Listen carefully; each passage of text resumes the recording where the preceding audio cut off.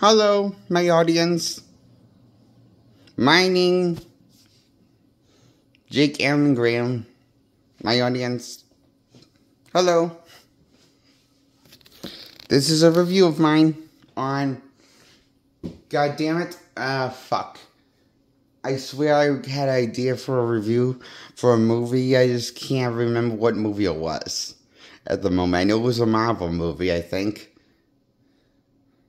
No, it was DC. Batman. I remember.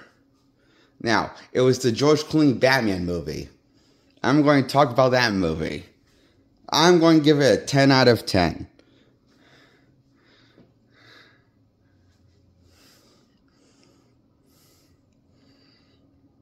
Because I agree. I mean, personally, what I liked about this, I loved pretty much everything about this movie. Uma Thurman as Poison Ivy, her doing her little sexy dance after getting out of her gorilla costume and revealing herself as the lovely Poison Ivy, played by Uma Thurman, and doing her sexy dance and getting Batman and Robin to bid on her, along with a bunch of other thirsty men bidding on her. And women, unfortunately, I think, yeah. So because for she I guess I don't know. It's unclear. I'm not really clear if if it also. I mean, but yeah, a bunch of people started betting on her. Besides this the dynamic duo betting against each other over Poison Ivy, of who gets to spend the night with her and in bed. Besides just getting a hot date with her. Oh, that's funny. And then Freeze and his puns and his army crashed the party with ice gun. An ice in a ice gun that comes out of a tank, an ice tank that he comes out of. And he comes up with these great one-liners filled with ice one-liners. The genius, the really take the. I really gotta admit, this movie takes advantage of Schwarzenegger's talent, and it really knows what to do with Schwarzenegger, and knows what to do with the villains of the movie.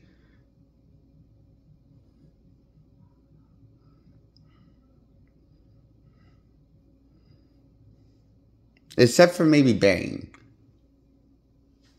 Other than to reduce him to a henchman. A silent henchman that speaks and grunts. And when he does speak, you can barely understand him. Sort of, but not really. He's even more hard to span than he's even more hard to understand than Sean Connery's Bane.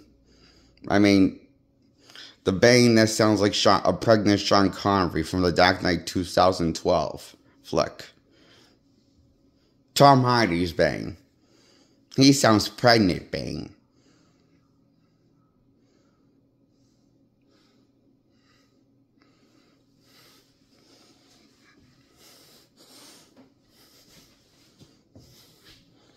And I enjoy this Bane for what it was, as much as I enjoy Chris O'Donnell and George Clooney's Robin. They weren't the highlights of the films like Alfred was, and Uma Thurman was, and Schwarzenegger and his crew were, his ice crew, that cast of the ice crew, and even the villain that was in it for a brief moment, the mad scientist that turned Bane into Bane, was kind of entertaining. Also, before he got killed off by Uma Thurman, as she got turned into Poison Ivy, after getting mutated into Poison Ivy, to the chemical plants and shit, instead of science.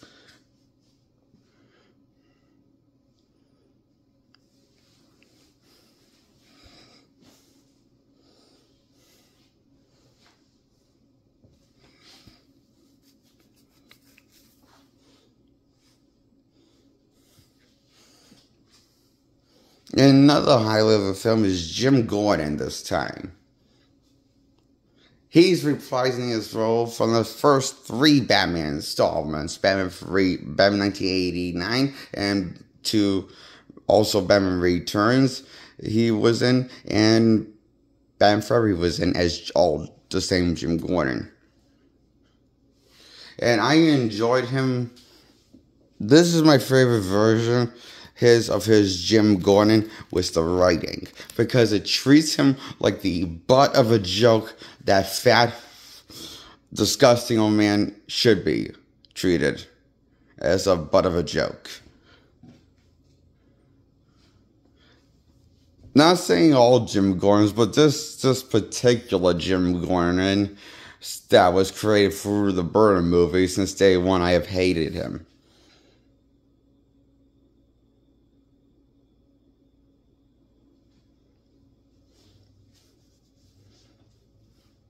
But then Schumacher reinvented Jim Gordon with Batman Forever and made him more of a comedic-friendly Jim Gordon for kids everywhere. Instead of, just a fat, straight man. Yes, Jim Gordon is diabetic in all four installments of the Batman saga, ending with the Clooney run, beginning with Keaton era.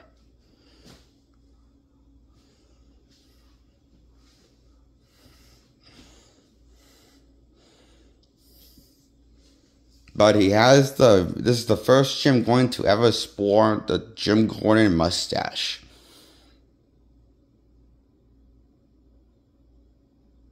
On the big screen.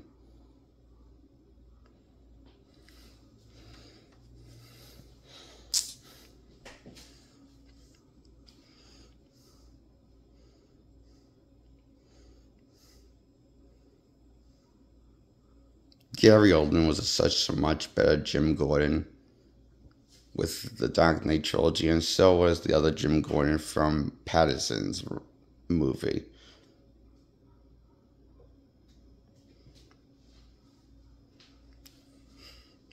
And that Jim Gordon got race swap.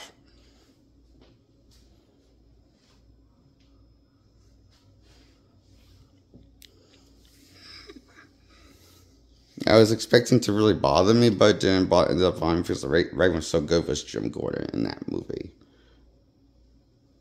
True, he doesn't become Jim Gordon, he doesn't become like Commissioner Gordon in that movie. He's not commissioner yet. He's a lower level officer, it's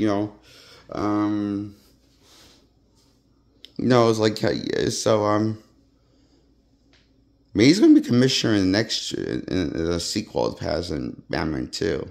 Because Commissioner they got killed off in the Pattinson Batman 1.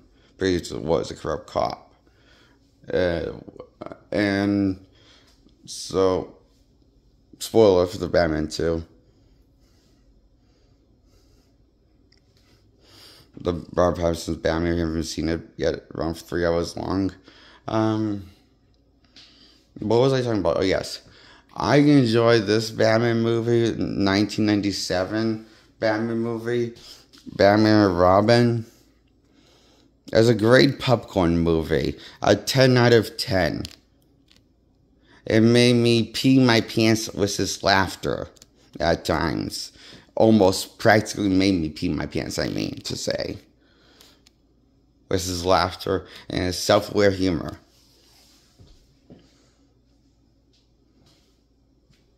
And it's also kind of it's like there's also all the jokes it goes for. It kind of feels like a modern representation, 90s reimagining of 1.1 reimagining, but just with the 90s aesthetic of the reimagining 60s era of Adam West Batman with Burt Ward show that ran for 3 seasons in one movie. Live action movie. And then three decades later, in 2017, they came out with 2 sequels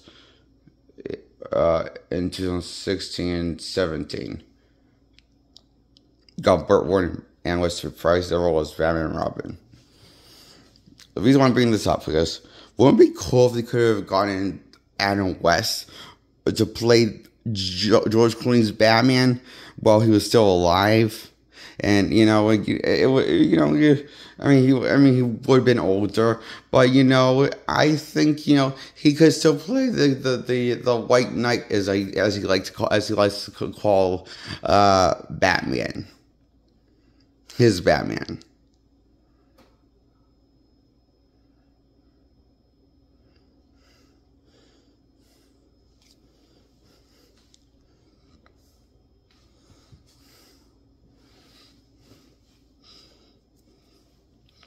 So,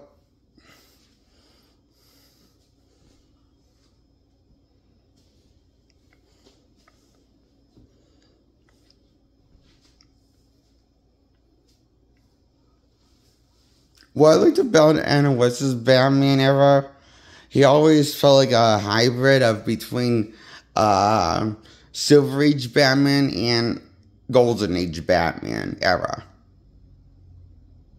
Because the movie and the series was Adam West, I know it takes inspiration from both Golden Age and Golden Age. Just like Golden Age, it takes inspiration from Golden Age and, well, the Silver Age after this Golden Age ended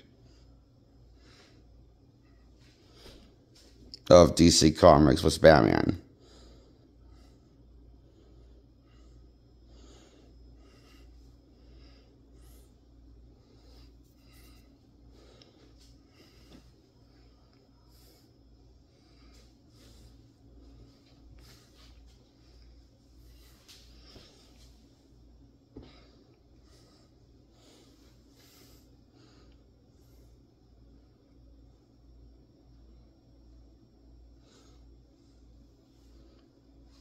So,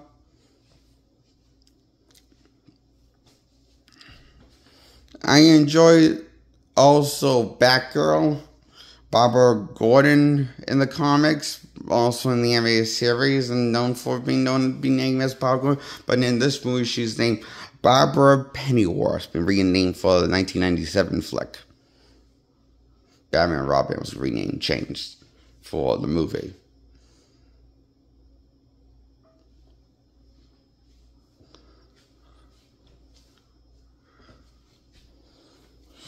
She was also one of the highlights too of that movie, of this movie also, that Batman and Robin movie.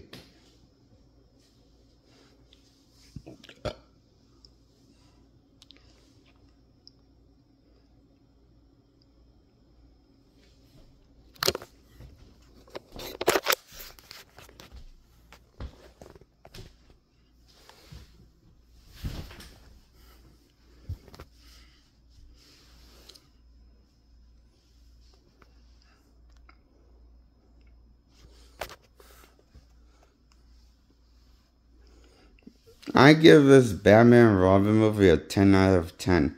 It's one of my favorite Uma Thurman's and George Clooney movies. I mean, not George Clooney. Fuck. The guy that plays Victor Freeze in this movie.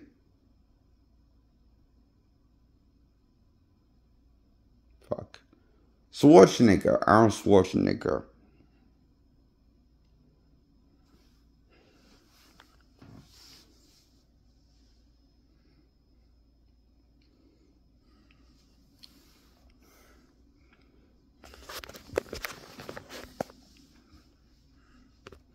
And that's my review on Batman and Robin from 1997 flick.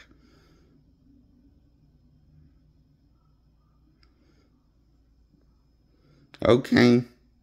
That's why I give it a 10 out of 10.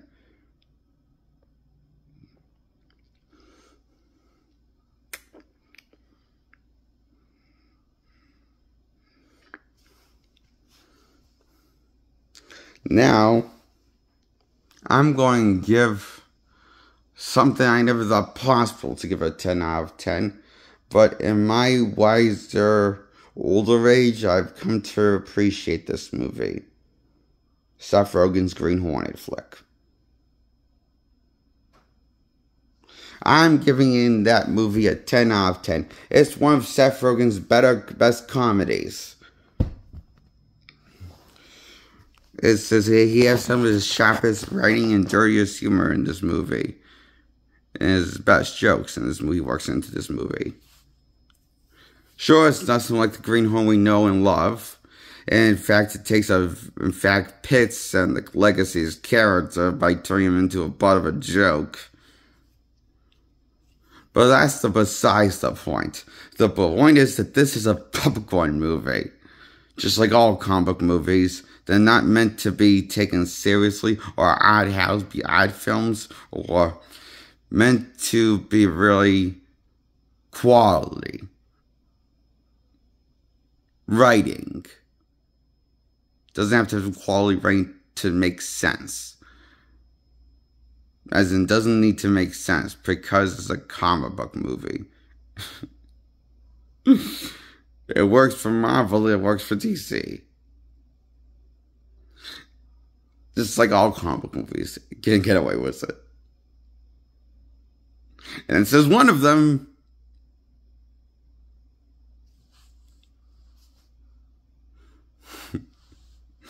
I give Seth Rogen's Green Hornet a 10 out of 10. Starring Seth Rogen and playing the Green Hornet role costume. And Kato, played by a pop dancer, K-pop guy before he was played Kato. He was a pop artist, I hear, you know? Never heard of shit before. Never heard of him before this movie, but I just found it out once the movie came out, you know? So,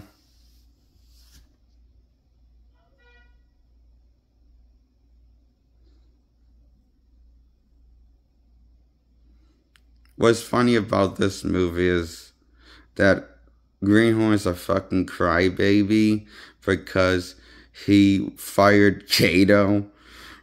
Because he fires everyone that worked for him, that worked for his father.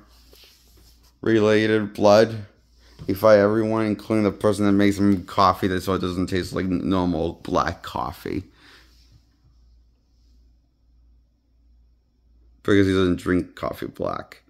He drinks it with flavoring and cream and stuff. Kato knows how it's made, you know? He fired Kato.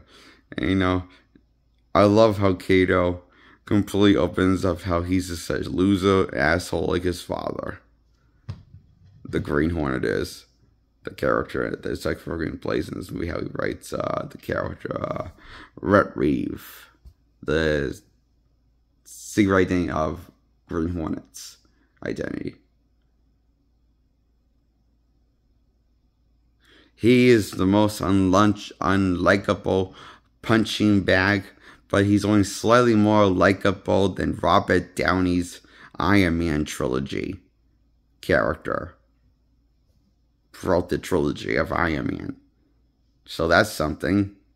And he's more likable than all the parents I've seen Iron Man and the Avengers' crossovers. Outside of standalone shit. That's how much I like Green Hornet. More than Green Hornet. I like Green Hornet more than Robert Downey's Iron Man. All of his appearance. In the MCU. In the Cinemax Studio. 616 Earth. Marvel Studios. Sacred Timeline.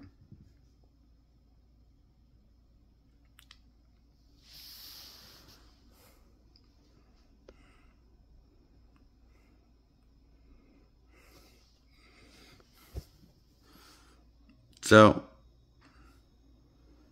I give this a 10 out of 10.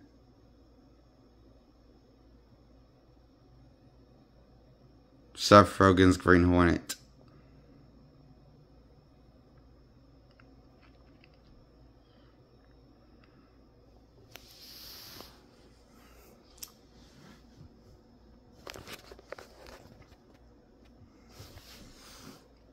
Is a funny popcorn movie That's mean spirit to its brand name.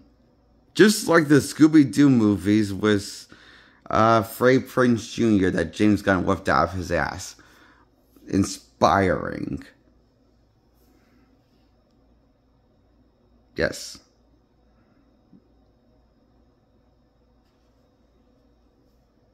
These movies are very inspiring. If I ever want to go to the movie business, these will inspire me.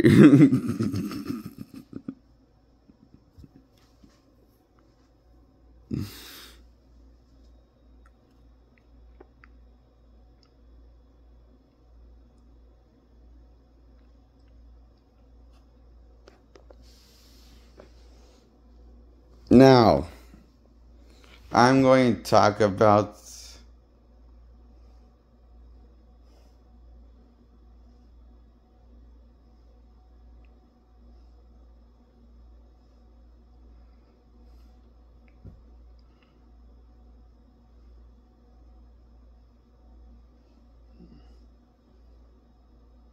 I just realized I reviewed 2 movies in one video.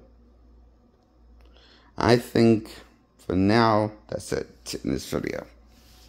For this video. That's it. Talk about. Subscribe. Feel free to comment below. And subscribe and like this video, please. Goodbye.